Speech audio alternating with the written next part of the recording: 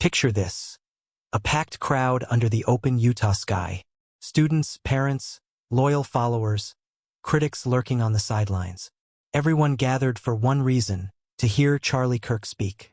A man whose voice stirred up heated debates, whose name alone could fill auditoriums, whose words made people either cheer or clench their fists. But in the middle of it all, chaos. A gunshot, then silence so heavy it pressed down on the entire valley.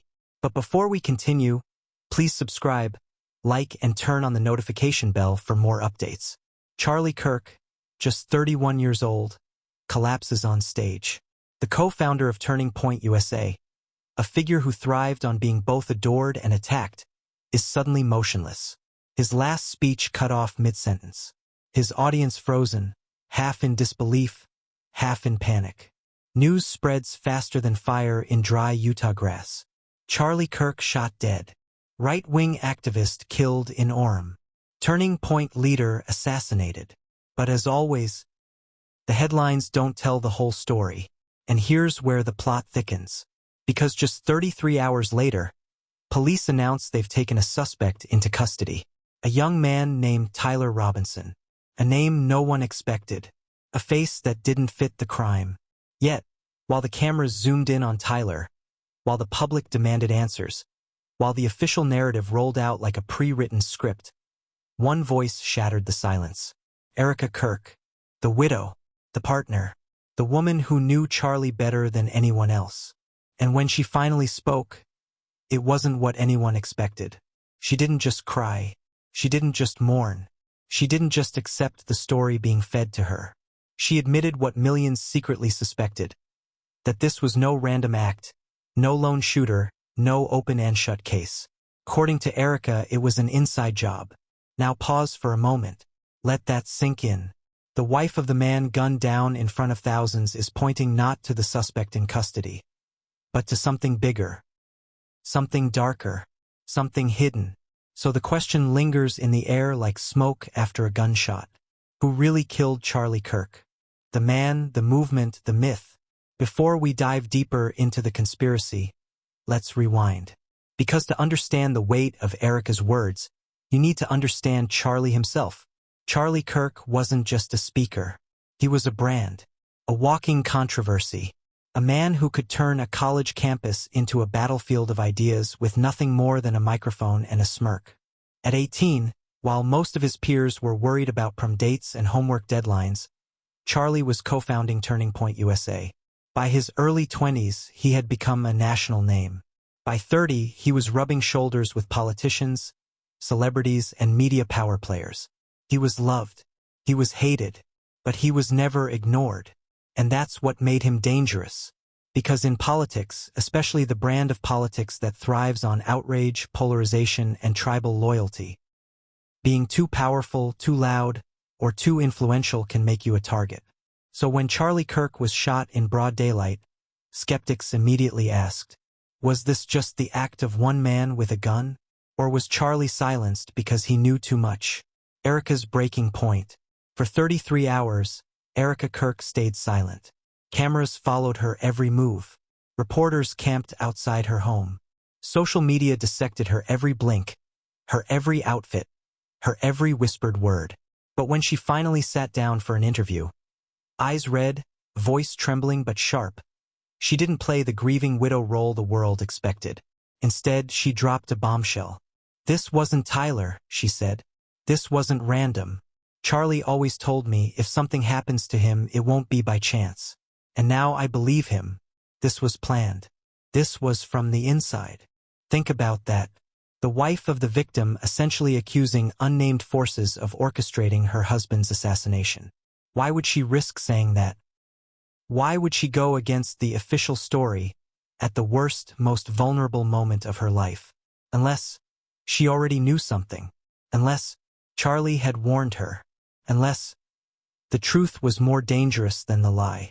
Tyler Robinson, the convenient suspect. Now let's talk about Tyler Robinson, a 26-year-old man. No public history with Charlie Kirk. No long paper trail of threats. No dramatic showdown in the past. Just a guy who, according to police, was in the area and linked to the weapon. Convenient, isn't it? But here's the kicker. Within hours of his arrest, photos of Tyler circulated online. He didn't look like a hardened assassin. He didn't look like someone carrying out a master plan. He looked confused, lost, like he had no idea why he was suddenly the villain of America's latest political tragedy. And while the world pointed fingers at Tyler, Erica refused to. She insisted he was a scapegoat, a distraction, a pawn in a much larger game. Which begs the real question. If Tyler wasn't the killer, then who was? The silence of the stage. Let's go back to the moment of the shooting. Witnesses say Charlie was mid-sentence when the shot rang out. He didn't see it coming. No warning, no argument, no chaos beforehand. Just the sound of a bullet cutting through applause. But here's the strange part. No one saw where the shot came from. Not clearly, anyway. Some said the left side of the stage. Others swore it was from the back of the crowd. A few claimed they saw movement on a rooftop. Confusion, contradiction, chaos. And in the middle of all that, one undeniable fact. Security should have seen it coming. Turning Point USA events aren't casual backyard BBQs. They're orchestrated, tightly monitored, security-heavy gatherings. The kind where attendees are checked, cameras are everywhere, and threats are anticipated before they happen. So how does a shooter sneak in a weapon, aim, fire, and disappear without being stopped on the spot? Unless someone on the inside helped. The inside job theory. This is where Erica's words hit the hardest. When she said inside job, she wasn't just tossing out a conspiracy buzzword. She was pointing to something that haunts every high-profile tragedy. Betrayal from within. Because let's be real, outsiders can try, outsiders can plot, outsiders can plan. But for an assassination to succeed at that scale, with that many eyes, with that much security, there usually has to be help. Help with access, help with timing, help with cover-up. And if Erica's right, that help didn't come from some stranger in the crowd. Came from someone close, someone in the organization, someone in the system, someone Charlie trusted. Now here's where things get chilling. Erica hinted that Charlie had mentioned this before, that he felt unsafe, that he suspected betrayal, that he warned her, if it happens, don't believe the first story you hear. And now here we are, the cliffhanger. So let's stop and ask ourselves, if Erica Kirk is right, if this wasn't Tyler Robinson, but an inside job, then who stood to gain from Charlie Kirk's death? Who wanted him silenced? Who wanted him gone? And who had the power to make it happen in front of thousands of witnesses? Because the next chapter of the story doesn't just unravel a shooting. It unravels an entire network of secrets. And Erica's admission? It's only the beginning. Political power plays. Let's not sugarcoat it. Charlie Kirk wasn't just a commentator, he was a political force. At 31, he had already built Turning Point USA into a juggernaut. His rallies drew crowds bigger than some presidential hopefuls. His podcast reached millions. His endorsements swayed young voters. He wasn't just in the room. He was shaping the room. So think about this. What happens when someone becomes too influential too quickly? The establishment, left, right, or center, gets nervous. If you're a political rival, Charlie's voice was a thorn in your side. If you're a donor, he might have been getting too independent. If you're part of the machinery that prefers predictability, Charlie was chaos personified. Could his death have been a political hit, disguised as a random act of violence? That's one theory. But wait, it gets darker. Enemies within. Turning Point USA was big. Too big, some said. With size comes money. With money comes greed. With greed comes betrayal. Insiders whispered about power struggles within the organization. Whose name got top billing? Who controlled the budget? Who decided the speaking tours? Charlie was the face, yes. But behind the scenes, others wanted their piece of the empire.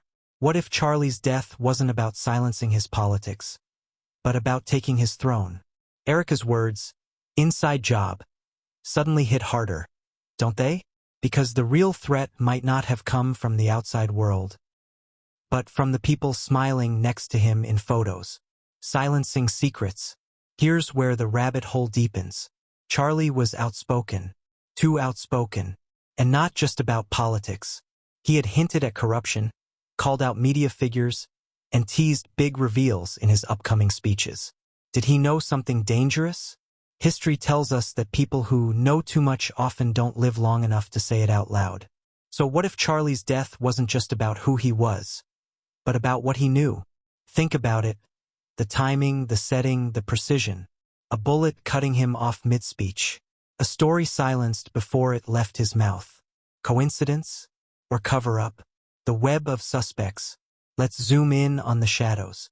When the public looks at a tragedy, they see one suspect, Tyler Robinson. Neat, simple, digestible for the evening news. But behind the curtain, there's a whole cast of characters who could have played a role.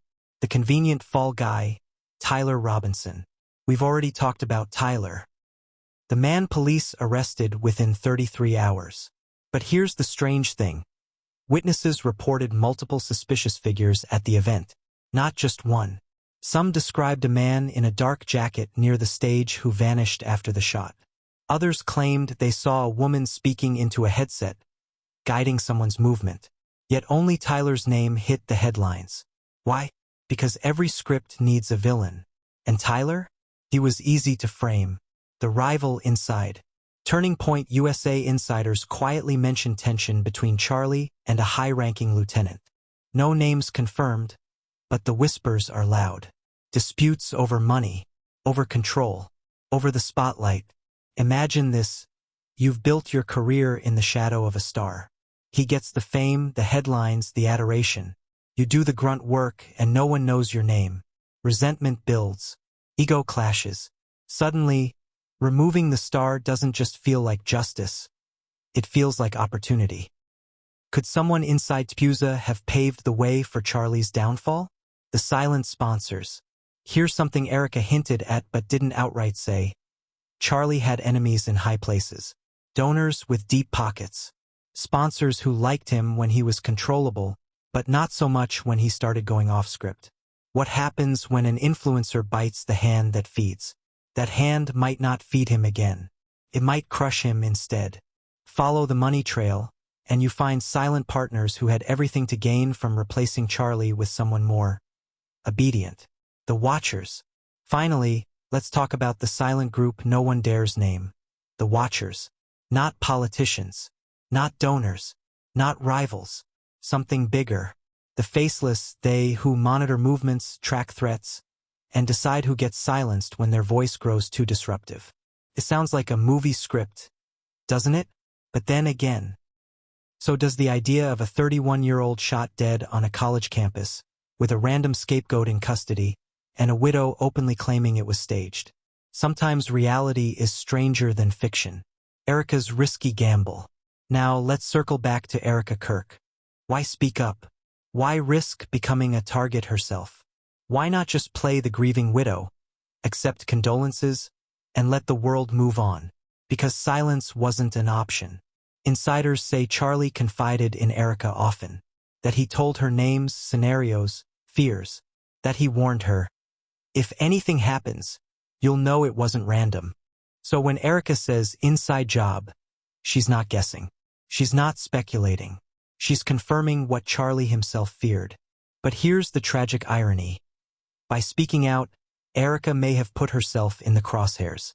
If Charlie was silenced for what he knew, what happens to the woman now carrying his message? The audience that saw too much. Let's not forget, this wasn't a private assassination. It was public. Thousands of people, cameras, smartphones, and yet only a handful of videos made it to the news.